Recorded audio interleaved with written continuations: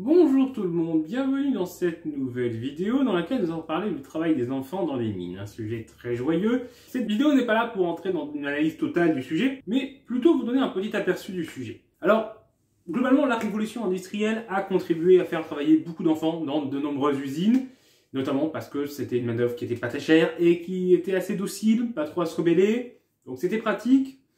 Et dans les mines, en plus, il y avait d'autres avantages. Déjà, la taille. Un enfant, c'est petit. Voilà. Je viens de vous apprendre un truc de fou. Et donc, un enfant, c'est petit et c'est pratique pour aller travailler dans des galeries assez étroites. Et parfois, les galeries dans les mines, ça fait 60 cm de haut. Donc, pouvoir envoyer un enfant travailler pour déplacer le charbon, notamment, c'est pratique. Donc, il était souvent à ce genre de travail de déplacer du charbon, donc archeur, rouleur. Donc, soit déplacer le charbon pour l'amener au wagon, puis après tirer ou pousser le wagon. Ils étaient également sur la gestion des voies, donc en tant que galibot. Et puis, globalement, ils pouvaient être à tous les postes qui aidaient l'abatteur, donc celui qui abat le charbon. Donc, ça pouvait être du boiseur, et on en trouvait donc des enfants qui étaient boiseurs à Champagnac. Ils pouvaient également travailler au jour, parce que à Champagnac, pareil, on a des enfants au jour au tri. Au tri, c'est des jeunes filles, donc ça, c'était assez récurrent. À Champagnac, on a également le cas d'enfants qui travaillaient dans l'entretien des chaudières. On a en 1895, plusieurs enfants y travaillent. Il y a un rapport cette année-là, en juin 1895, qui dit que la plupart des enfants qui travaillent aux chaudières ont plus de 14 ans, mais la mine a temporairement embauché des enfants plus jeunes pour remplacer des grévistes, puisque nous sommes alors à plein mouvement de grève important sur la mine de Champagnac. On a également des enfants qui travaillent à l'atelier, et on a 4 enfants qui ont entre 15 et 16 ans qui travaillent au fond comme assistants d'abatteurs et qui font notamment du boisage. Donc ça, c'est un peu le point sur le travail des enfants à Champagnac en 1895 qu'on a grâce à ce rapport. Le rapport aussi dit qu'ils travaillent de 6h à 15h30, 16h30 pour la fin du travail, ce qui fait avec la pause de midi quand même des journées de 9h. C'est quand même de bonnes journées qu'ils faisaient. Mais des journées qui étaient dans la norme, mais même inférieures à ce que pouvait être la journée d'un mineur à pas mal d'endroits à ce moment-là. Envoyer des enfants au fond, ça travailler à la mine, ça avait aussi un autre avantage pour les compagnies, c'est que ça permettait de les former. Alors ils avaient une formation, ils travaillaient à la mine. Donc là, du coup, quand ils étaient plus grands, ils travaillaient à la mine en étant déjà formés. Donc pour la compagnie, c'était pratique. Et puis en plus, pendant leur formation, leur force de travail était exploitée. Donc pour la compagnie, c'est tout bénef. Il y avait donc des enfants en grand nombre qui travaillaient dans les mines en France. Et dans le monde aussi, globalement. Et progressivement, il y a quand même des lois qui sont arrivées pour réguler tout ça. On a vu en 1813, à l'époque, on est donc sous Napoléon Ier. Et il faut savoir qu'entre 1810 et 1813, l'Empire a pas mal légiféré sur la question des mines. Et donc en 1813, il y a une loi qui interdit le travail au fond des mines pour les enfants de moins de 10 ans. Première loi qui vient limiter le travail dans les mines et globalement le travail des enfants, même si c'est qu'une partie du travail des enfants, c'est la toute première loi en France qui fait ça. Cependant, son application reste très limitée parce qu'il n'y a pas d'inspection du travail. Donc on ne surveille pas beaucoup et même quand une entreprise est prise à le faire, il n'y a pas de grosses sanctions. Donc il y a par exemple l'historienne Roland Trempé qui note la présence d'enfants ayant entre 8 et 10 ans à Carmaux dans les années 1850. Également Jules Vallès qui décrit la présence d'enfants entre 8 et 10 ans à Saint-Étienne en 1866. Alors Jules Vallès était quelqu'un d'engagé aussi, donc ça peut-être qu'il peut exagérer. Mais c'est une source de plus qui montre qu'il y en avait. Et on a une source aussi également qui peut mentir assez difficilement. C'est qu'à Béthune en 1861, il y a un accident qui fait 18 morts. Et parmi eux, on trouve des enfants de 9 ans. Ce qui prouve qu'ils étaient bien au fond à ce moment-là. Et au total, il y a 7 enfants qui meurent lors de cet accident sur les 18 victimes. Donc un taux quand même assez important. Pour avoir une guide de comparaison internationale, en Angleterre, donc, le travail des enfants est à ce moment interdit en dessous de 8 ans au fond des mines. Et il faudra attendre 1842 pour que l'âge passe à 10 ans. Ainsi, lorsque le roman Germinal est censé se dérouler, c'est à peu près cet état législatif où on est. Travail au fond interdit en dessous de 10 ans, mais une faible contrôle de ce travail. Et pas vraiment de nouvelle législation là-dessus, à part une législation en 1851 qui vient limiter le temps de travail des enfants dans l'ensemble des industries. Mais ce temps de travail est limité à 10 heures en dessous de 14 ans.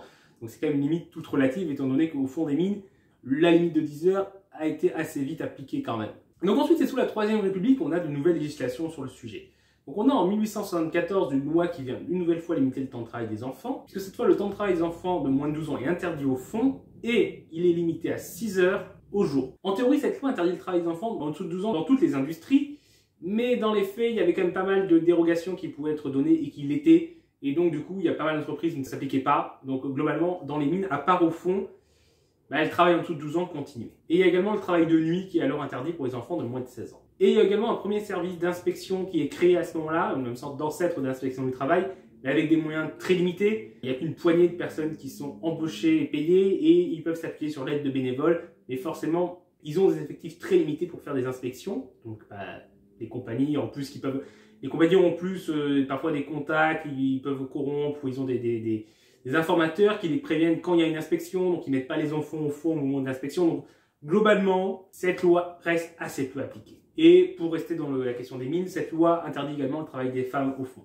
En 1875, on interdit le travail des enfants en tant qu'amateurs en dessous de 16 ans. Donc ça avance.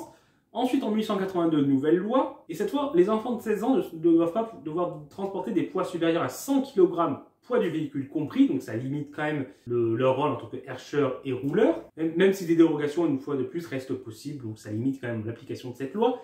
Et la grande loi le grand tournant avec une loi importante, en 1892, puisque là, le travail au fond est interdit à tous les enfants de moins de 16 ans et il est limité à 5 heures par jour en dessous de 18 ans, ce qui dans les faits va quand même pas mal réduire le travail au fond des moins de 18 ans, parce que tout simplement, ça va devenir compliqué de les intégrer à des équipes qui travaillent plus longtemps. Donc du coup, on évite de les envoyer au fond. Quant au travail au jour, il est interdit en dessous de 13 ans. Et ce qui est important aussi, c'est que la même année, l'inspection du travail est créée. Ce qui fait que pour la première fois, on aura un contrôle plus important et qui va vraiment se faire effectif de l'application de ces différentes législations. Et donc là, on va avoir un vrai recul du travail des enfants dans les mines, et globalement du travail des enfants tout court. Ensuite, on a une avancée en la période de 1919-1922 par l'OIT, l'Organisation internationale du travail, qui est créée à ce moment-là par les signataires du traité de Versailles en parallèle de la SDN, Société des Nations, et qui veut interdire le travail dans les industries en dessous de 14 ans. Ça, c'est proclamé en 1919, et son application doit être d'ici 1922. Donc la France faisant partie des pays signataires de l'OIT, c'est censé s'appliquer en France, et donc le travail en dessous de 14 ans va reculer dans l'industrie. Et ensuite, le travail des enfants, globalement, va quand même pas mal se réduire dans les mines. En 1946, après la nationalisation, on n'a quasiment pas d'enfants de moins de 15 ans qui vont travailler dans les mines, et qui ne descendent pas avant 16 ans. Il y avait, alors pour prendre l'exemple de Champagnac, ce qui était de coutume, c'était des embauches à 15 ans. Ensuite, soit ils travaillaient au jour, soit ils les envoyaient à la formation, donc au puits Fanos, qui était un puits de formation, où ils se formaient, et à 16 ans, ils pouvaient descendre et travailler dans les vrais puits d'exploitation. Et on a un rapport de 1950 qui remarque la présence de 90 jeunes de moins de 20 ans, alors du coup à l'époque tous mineurs, mais du coup ils ont entre 15 et 20 ans. Par contre, on n'a pas une précision par tranche d'âge, donc on ne sait pas combien avaient moins de 18 ans, combien avaient 19 ans, combien avaient 20 ans, combien avaient 16 ans, ça on ne sait pas. Mais il y avait 90 personnes sur un effectif d'à peu près alors 600 et quelques, 600-700, qui étaient du coup de moins de 20 ans. Donc voilà, c'est terminé pour cette vidéo qui revenait sur cette petite page de l'histoire du travail à la mine, et une page assez sombre en effet, parce qu'en effet beaucoup d'enfants ont souffert. Il y a beaucoup d'études qui ont montré que les enfants ont beaucoup souffert de ce travail à la mine.